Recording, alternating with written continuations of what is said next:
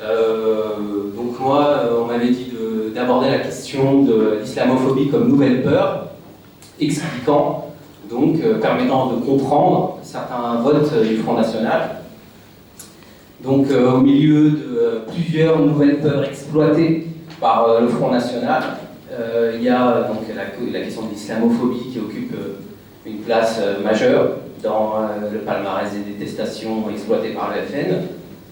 Donc le terme d'islamophobie, je ne sais pas si il faut l'analyser, dans la mesure où il est critiqué par l'extrême droite, par la droite naturellement, aussi par Manuel Valls, pour ajouter naturellement, mais aussi par des dirigeants politiques de gauche, comme Jean-Luc Mélenchon, j'ai entendu qu'on l'avait cité tout à l'heure, qui a beaucoup de mal à employer ce terme. Donc l'islamophobie, pour beaucoup d'intellectuels, de militants antiracistes, c'est une forme bien particulière donc, de racisme. C'est la forme qui utilise, qui exploite, on peut dire frauduleusement, la critique des religions qui est donc tout à fait légitime et qui est même perçue comme quelque chose de nécessaire dans l'émancipation, dans la tradition de gauche en France. Donc qui exploite cette critique de la religion pour mieux discriminer en réalité sur des bases ethniques.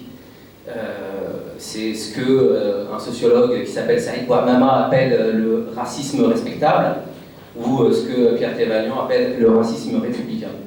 Donc lorsqu'on s'adresse à des gens qui au moins adhèrent aux idées de gauche, il est important de bien distinguer le rejet légitime de la religion et la fausse irreligion qui cache un racisme, ce que Thévagnan, que je viens de citer, appelle une métaphore du racisme, exactement comme il est important de distinguer l'antisionisme et l'antisémitisme. C'est des problèmes un peu analogues.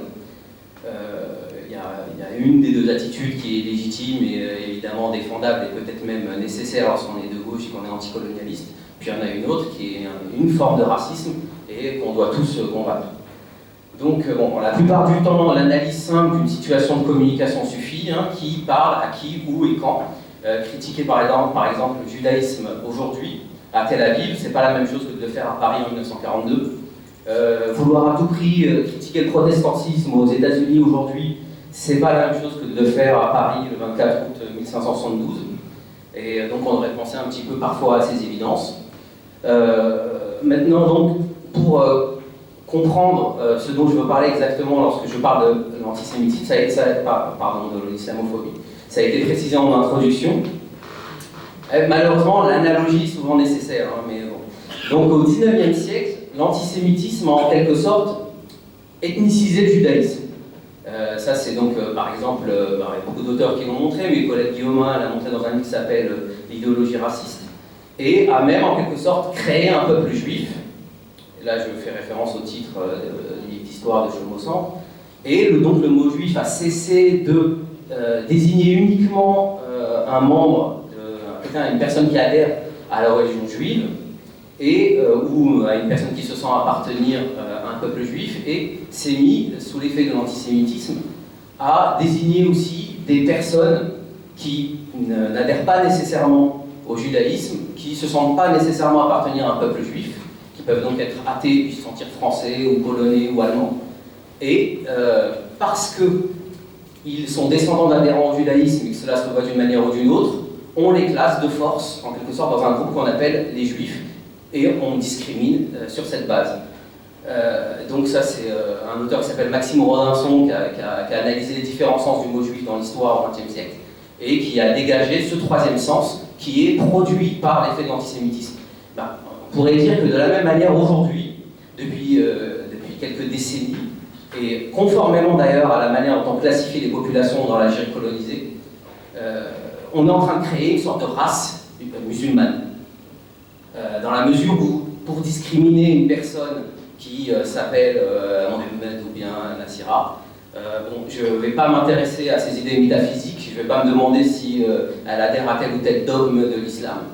Et uniquement parce que je vais reconnaître des éléments, des stigmates en fait, d'appartenance à un groupe que je rejette, je la discrimine sur cette base, et c'est donc finalement une forme de racisme.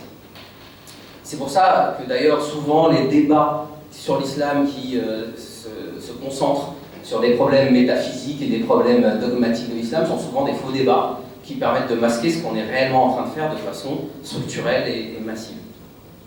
Alors, maintenant aussi, j'avais écrit que dans les titres des débats, il y avait la question de la production de l'islamophobie. On peut se demander d'où vient cette production-là. Donc les écrits, les recherches antiracistes en France, donc on peut citer ma voisine qui fait partie donc, des personnes qui ont vraiment étudié d'un point de vue sociologique ces questions-là. On peut citer donc une personne qui était annoncée mais qui n'est pas venue, Ali Hadjiet, qui a écrit avec Marwan Mohamed un livre aussi qui synthétise bien toutes ces problématiques-là. J'ai cité Pierre Tévalian, Sylvie Tissot, leur livre sur la localisation des esprits. Donc tous ces gens-là, même Jacques Rancière récemment dans un article, ont montré et plus ou moins bien fait connaître dans les milieux de gauche les idées essentielles que sont donc l'idée d'un racisme qui vient d'en haut, qui est exprimé donc par des journalistes, des dirigeants politiques, l'idée de la légitimation des idées d'extrême droite par les partis dits républicains, peut-être que ça va être abordé par Nasser Ali Sulamas, et en somme, tout ce que recouvre l'expression de l'eupénisation des esprits. Alors, on pourrait développer un point qui me semble important dans le cadre d'une réflexion de gauche sur le vote Front National.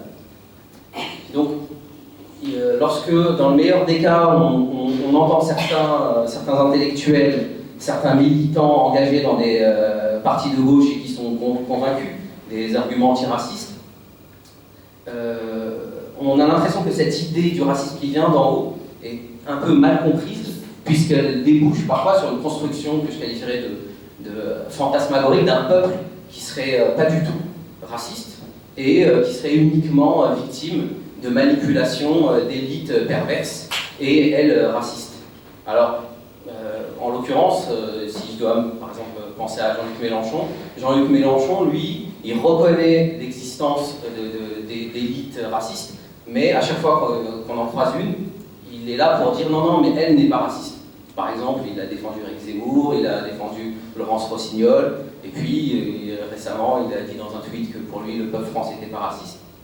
Donc, bon, on voit qu'on est dans une phase de dénégation et on reconnaît ce dont on ne reconnaissait même pas l'existence ou l'importance il y a quelque temps, mais à chaque fois que ça apparaît, on dit non, mais là, c'est pas le cas. Donc, d'un point de vue sociologique, on peut dire du racisme qu'il est donc structurel, systémique et massif. Je pourrais préciser ce que j'entends par racisme. Depuis tout à l'heure, j'emploie ce terme-là, parce qu'il y a au moins deux manières de considérer le racisme. Une qui est le plus souvent partagée par des personnes qui le subissent, et puis une autre qui est plutôt répandue, une manière de voir le racisme qui est répandue chez les gens qui ne le subissent pas. Alors on peut l'appeler comme on veut, les blancs et les non-blancs, ou on peut les appeler de différentes façons. Donc la première, celle qui est suivie par la manière de comprendre le racisme qui est partagée par les gens qui le subissent, c'est essentiellement les discriminations à l'embauche, les discriminations au logement et les violences symboliques qui renvoient à des représentations sur lesquelles repose donc le racisme systémique, alors que chez ceux qui ne subissent pas le racisme, généralement, lorsqu'on les interroge, donc je sais pas, ça a été étudié par des sociologues notamment américains, Eduardo Bonilla da Silva, lorsqu'on les interroge, le racisme, c'est les génocides, c'est les pogroms, c'est bref ce qui est rare, et c'est vrai que très peu de Français sont coupables de ça, et donc dans ce sens-là, on peut dire que la France est un pays raciste dans la mesure où je n'en risque pas tout de suite d'être génocidé ou d'être arrêté et mis dans des trains. Voilà. Donc, dans l'autre sens, dans le sens des discriminations qui, elles, sont massives, dans le sens qui est partagé par les personnes qui subissent le racisme, là, de façon extrême, non seulement le racisme existe, mais il s'aggrave de plus en plus. Alors, on peut s'interroger sur les raisons psychologiques qui poussent certains intellectuels de gauche, dont on peut ne pas douter parfois de l'antiracisme sincère, à relativiser, consciemment ou inconsciemment, l'importance de l'islamophobie dans le vote FN. Mais dans le cadre d'une réflexion stratégique de lutte contre le Front National, la dénégation ne me semble pas super heuristique.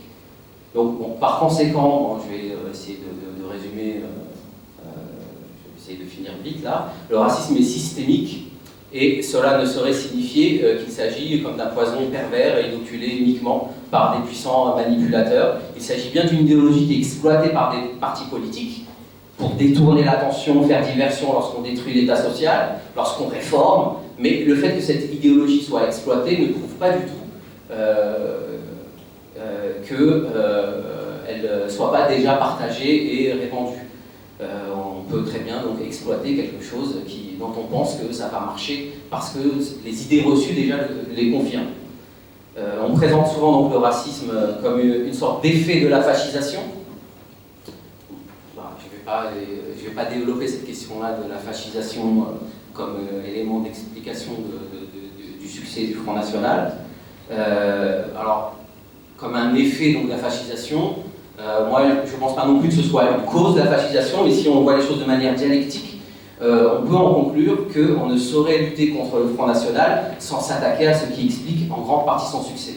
Alors sans choisir entre la lutte des classes et la lutte des races, on peut très bien avoir donc une approche intersectionnelle, et une approche intersectionnelle, ça ne veut pas dire là, que la lutte des classes n'existe pas, ou c'est pas une remise en cause d'un point de vue du marxisme, de la doxa marxiste.